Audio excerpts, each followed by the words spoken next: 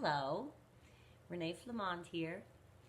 There's a lot of back and forth when you're with a narcissist in terms of breaking up.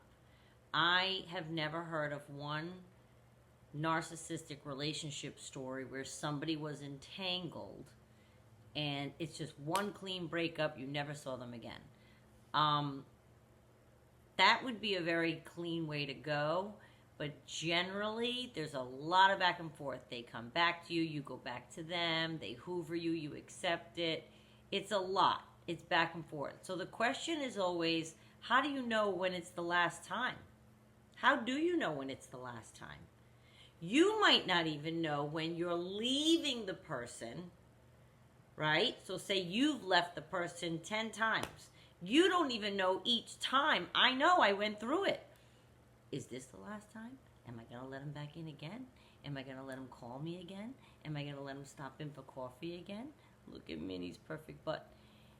How do you know? Well, I can tell you from, I don't have a ton of experience in terms of a list of a million narcissists or something that I've dated so that I know this full well. But I can tell you what happened to me. There was definitely some things that happened to me that made me know it was the final time, and I could just tell. I could feel it. You can feel it. You can feel it. So number one, what you're feeling is there's a shift. You feel a shift. You just do. It's something inside. Something shifted internally, and I guess it's very sad to say it, but it felt like hope left. Yeah. Hope left. With the final discard that I did, which was a formal, let's not, talk anymore type of situation, however it finally went down. But after that, I felt okay. I didn't cry. It was just finishing up business is how it felt. And there was a shift. All the tears had been, spent and all of the angst had been felt and all of the sadness. That had all been executed with previous attempts to break up, right? But the back and forths and the continual disrespect and mistreatment led me to finally, when it was the final thing that I knew, I didn't even know then, but as time, there's a shift. Hope left the building. That's a big one, because that's what we hang on to for the whole time. That's why we can't let go. That's why we let them keep coming back. That is what it is. We are hoping and praying for them to change and be the person we thought they were and be the person they said they were going to be and be, able to fulfill the promises they gave you. It's hope that keeps us going back and forth. When hope leaves, it's a shift. It's pretty powerful, and you'll feel that. Allow yourself to feel that. It's a wonderful, wonderful epiphany. Number two, this is not a good thing that happens, but there's a sting, there's a pang, knowing you'll never see them again. And that was a tough one to get over. I think that's what kept me going back to the different times that I ran my course of going back and forth, is the thought of, I'll never ever physically see this person again. So you might like the way they laugh, or the way they look, or the way they talk, or the way that they interact with you when you're having a good time. You might have a full-on blast with the person. So to realize you're never going to see them again, that kept me in it, in the back and forth, just as much as the hope did. It's like you're never going to see them again. You can't picture that. So there's a pang knowing you're never going to see them again. It's different. It's not, oh, I'll see him again. I miss him, but I'll see him again. No. It's, I'll never see him again. There's a thing inside. You feel that. Number 3, there's also, on the Gloria side, a freeing feeling. It's very freeing, knowing I will never, ever again be subject to that treatment. Not by him, by anybody else. That's for me to look out for myself, yes? But from that person, once you leave, if you are feeling inside of you a feeling of you will never ever, it's a free feeling, and you know you will never be subject to that treatment again. When I was in the back and forth, I didn't have this free feeling, because I think somehow we know deep down inside it's not over. I'm going to let him talk to me again. I'm going to let him back in. I'm going to let him... And you know if you're doing that, you're going to be subject to more treatment. So there's an apprehension, yet you do it anyway, and then there's tension inside of you, your neck hurts. It's a free feeling knowing I will never, ever be treated by that person that way again. Never. It's over. You feel it.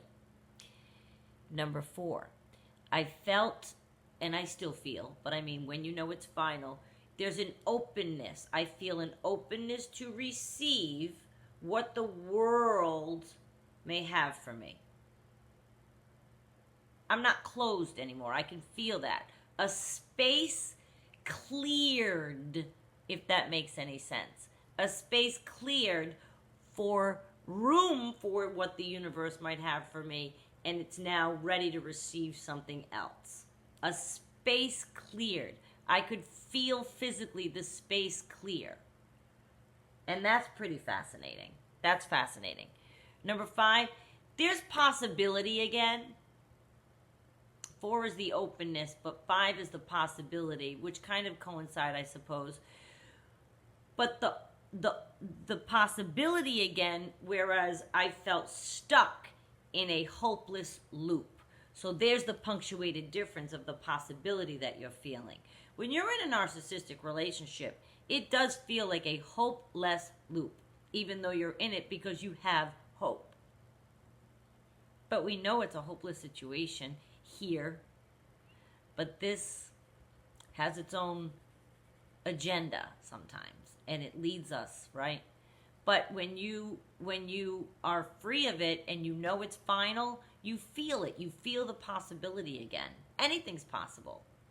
You could meet someone the very next day, or you could be alone for 3 years and do the project you wanted to do. There's possibility. It's lovely feeling. Number 6, I swear there's a peace that comes over you. I prayed. I thanked God for the gift of having loved him, and the gift of letting me know it's time to let go. That's a gift too. And then I let it go. I let it go out, up, away, wherever it went, but I felt it, and it was peaceful, and I felt like it's not here any longer. I released the package of it, the whole package of it. The hurt, the love bombing, everything that came with it. And like I said, I prayed, I did, for the gift of loving that person, because I see, and I have listed many times for myself and for you, I've talked about the positives I see in having that come into my life.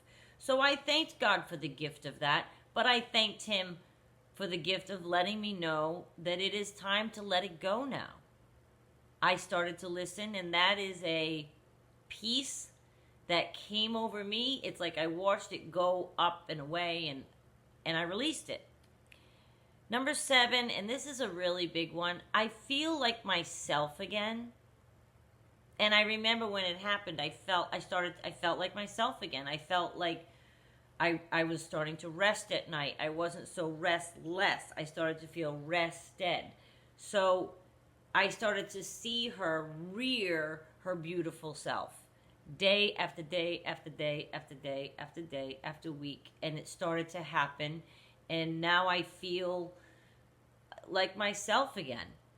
And I'm starting to act more like myself again. And I'm not nervous, crickety, anxious every day, worried what's going to happen, what's not going to happen, is the phone going to ring, is it not going to ring, are we going to get into a fight, are we not going to get into a fight, is this going to be a good day, bad day? It's my life now. It's me again. Every day's a beautiful day. I'm in control.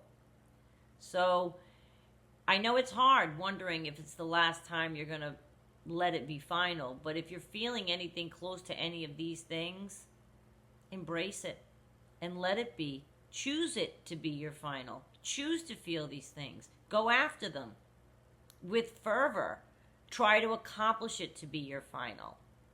But look out for these things. It's